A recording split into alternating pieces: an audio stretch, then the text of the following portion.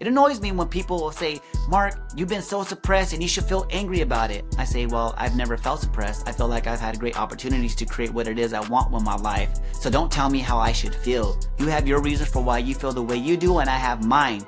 We could live in the same country and have totally different experiences. I make my choices, you make yours. The wrong we were taught with something like this.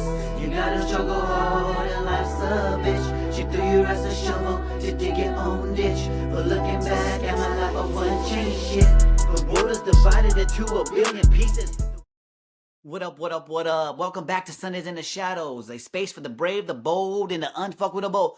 I am Mark Sanchez, and today we're diving into some real shit. Fear, uncertainty, and the madness that's happening in the world right now. You see, with the new president, shifting policies, and all the noise about immigration, gender definitions, and DEI changes, there's a lot of fear in the air.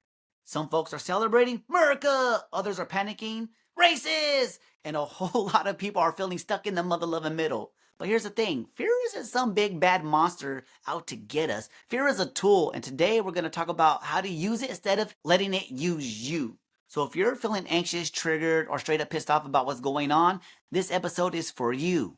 Warning, if you're sensitive, this episode is not for you, because if you can't find humor in what's going on today, well then it's the wrong motherfucking podcast. Alright, let me start with what I'm seeing in the world right now. We're dealing with two very distinct camps. One side is in a full-blown panic mode. They feel like their rights are being stripped away, their voices are being silenced, and the country is headed towards disaster. We're going to hell in a handbag! I get it. If I want to chop my wiener off the age of 13 or so, I should be able to do so, right? I know what's best for me, and if I can't, well, I'll just call the state and get my parents' rights taken away, and then it's off with my wiener. This shit sounds ridiculous to me, but who am I to judge what you do? Just don't force that shit onto me, plain and simple, dude. But isn't that what America was built on?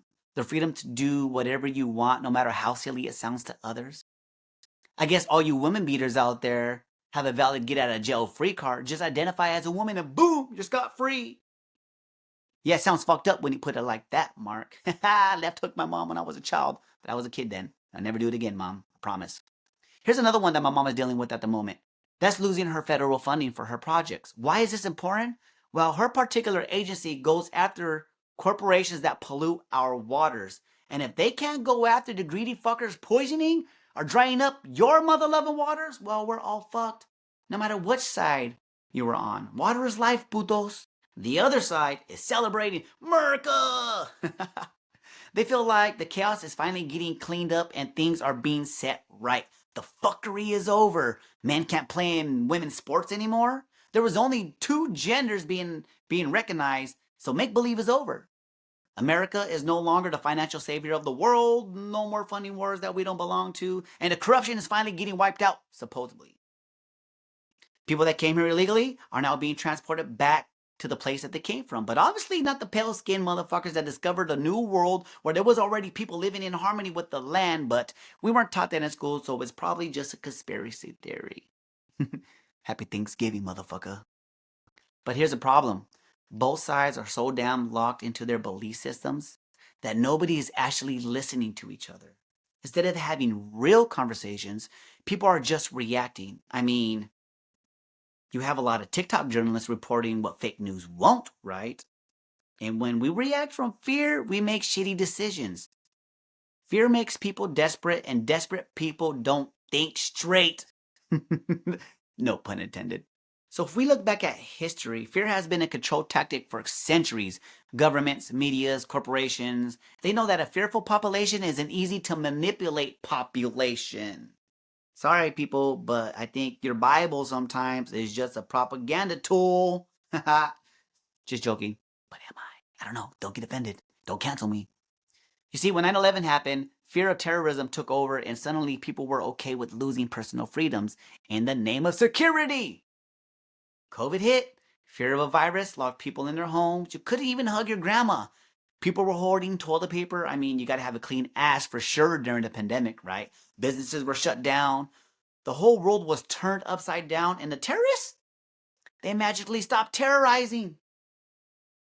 Maybe it's because we killed and captured Osama bin Laden. I never seen his body, did you? Now, fear of societal collapse, loss of identity, and policies that feel like an attack on personal beliefs are driving people into survival mode. Like that's never happened before. Can you imagine losing your position in a company to somebody less qualified than you, all because there was a rule that says that the company has to hire at least 2 brown people, a gay, a trans, yes, they are different, a migrant, and a gray trans minority, even though they're not qualified, not as qualified as you? Yeah, America has been so fair, right? And you see the patterns are repeating itself. The world keeps changing, the fears keep spreading, and people keep falling for the same trickery. But I'm gonna let you in on a secret. Change is inevitable. Fear doesn't stop it. It just makes the transition feel worse.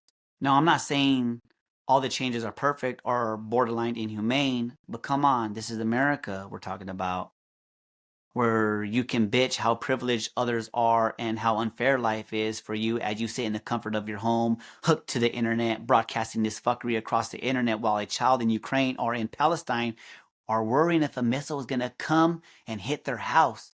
But yeah, being born in America, you're not privileged at all. My bad. You see, I've seen this play out in my own life. When 9/11 happened, I wasn't convinced that America had actually been invaded. I felt like something was off. And when I voiced that, I was labeled a conspiracy theorist. Where was my patriotism? Go back to your country.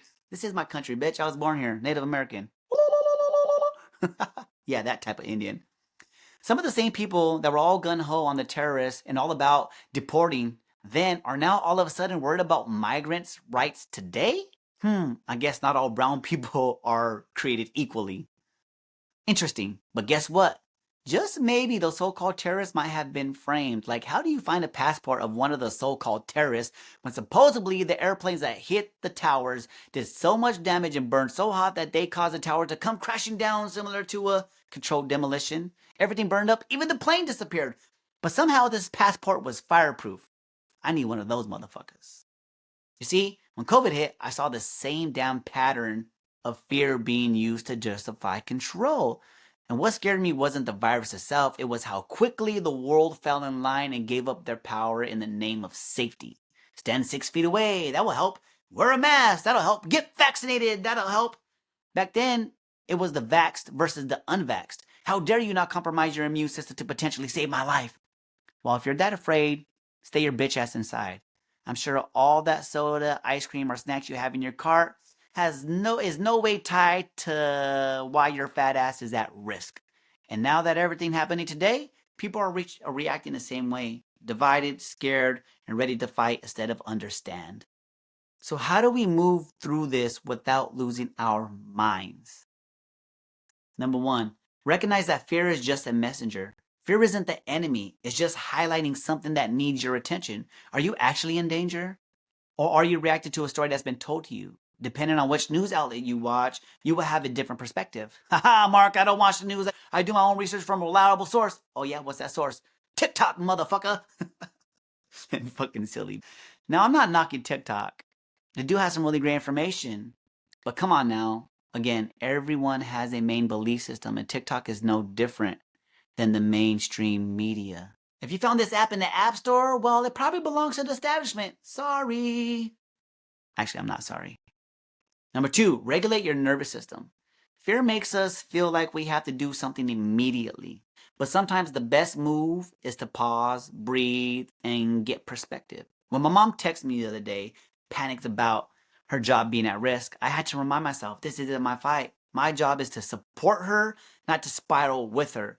So I gave it a few days, and then when she called back, we had a talk. I listened to her concerns, and guess what? The funding that had been stripped away just a few days before was now back. But now a new worry crept into her mind. What about the other projects? They haven't got their funding back. We talked and I reminded her that we have been through a lot in our lives, and we made it through it all. And this is going to be no different. We just have to breathe, take it one day at a time, and we'll cross those bridges when we get there. Number three, question your beliefs. Are your fears truly yours? Or have they been passed down to you from family, culture, or the media? You see, I grew up brown in America, and according to the statistics, I should have had all these racist experiences with the police, but guess what? I never did. That doesn't mean discrimination does not exist, but it does mean our experiences aren't universal. So question everything. It annoys me when people will say, Mark, you've been so suppressed and you should feel angry about it. I say, well, I've never felt suppressed. I feel like I've had great opportunities to create what it is I want with my life. So don't tell me how I should feel. You have your reasons for why you feel the way you do, and I have mine. We could live in the same country and have totally different experiences. I make my choices, you make yours. Plain and simple, dude. Number 4, focus on what you can control. The government will do what it does. Policies will change, but at the end of the day, you're the only one responsible for your happiness, success, and peace of mind. No politician has ever stopped me from leveling up in my life, and they won't ever stop me either. It was never the president's fault for me taking a gun to school in the 8th grade. It wasn't the president's fault for me selling dangerous drugs to friends and family. I mean, the government might have been responsible for dropping these dangerous drugs off into my community and creating the scenarios that made selling drugs a little more enticing, but those were all decisions I chose to make. I didn't vote for the last president, I didn't vote for this one, and I will probably never participate in this fucked up system. I will just adapt to all the fuckery they throw at me, and before someone says, Mark, your vote matters, I'll be like, yep, you drank the motherfucking Kool-Aid. So here are some things you could do to stay sane while the world is losing its shit. You could limit how much news you consume. You see, fear sells. Don't buy it. And trust me, each channel is trying to sell it to you. I mean, I've never seen any illegals eating cats and dogs, but I have seen the brutality of cartels and non-American street gangs.